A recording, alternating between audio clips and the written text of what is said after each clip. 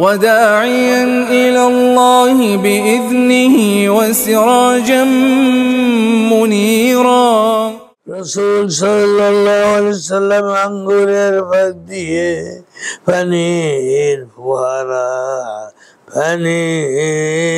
ফোয়ারা প্রবাহিত হওয়ার মুজিজা।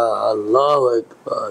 মিশকাত শরীফ 537 নম্বর পৃষ্ঠায়, মুসলিম শরীফ দ্বিতীয় খণ্ড 246 নম্বর পৃষ্ঠায় হযরত আনাস রাদিয়াল্লাহু হতে বর্ণিত, তিনি বলেন, একদা নবী সাল্লাল্লাহু আলাইহি সাল্লামের নিকট একটি পানির পাত্র আনা হলো। তখন তিনি মদিনার জাওরা নামক স্থানে ছিলেন। অনন্তর তিনি ওই পাত্রের মধ্যে হাত রাখলেন। তখন তার আঙ্গুলগুলির ফাঁক দিয়ে নবীজির আঙ্গুলগুলির ফাঁক দিয়ে পানির ফোয়ারা প্রবাহিত হতে লাগলো। তখন লোকেরা ওই পানি দ্বারা উযু করলো। কাতাদা রাদিয়াল্লাহু বলেন, আমি হযরত আনাসকে জিজ্ঞাসা করলাম, আপনারা সংখ্যায় কতজন ছিলেন? তিনি বললেন, 300 জনের কাছাকাছি। সুবহানাল্লাহ।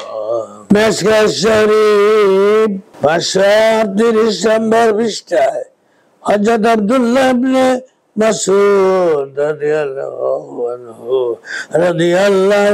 বর্ণিত, তিনি বলেন, আমরা সাহাবীগণ অলৌকিক ঘটনাবলীকে কিংবা কোরআনের আয়াতসমূহকে বরকতের ব্যাপার বলে মনে করতাম, কিন্তু আপনারা অর্থাৎ সাহাবীদের পরবর্তী লোকেরা ওইগুলিকে কেবল মাত্র কাফেরদের জন্য ভীত প্রদর্শনের ব্যাপার বলে ধারণা করে থাকতো।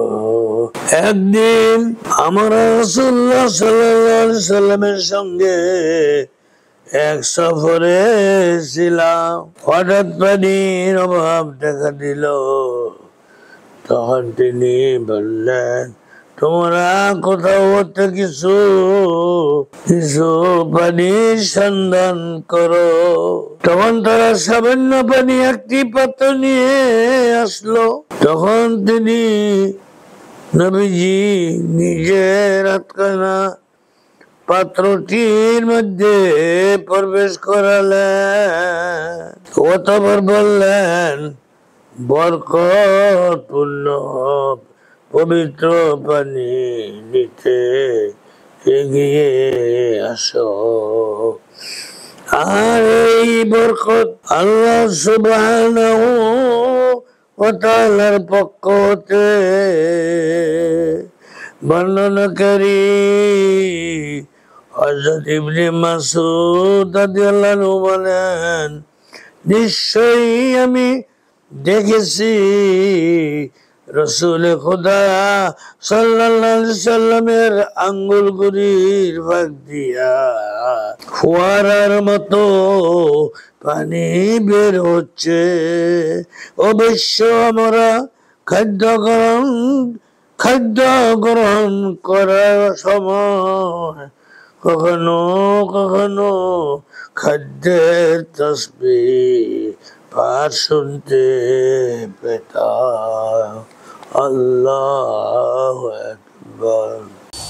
আখিরু দাওয়ানা আনিল হামদুলিল্লাহি رب العالمين.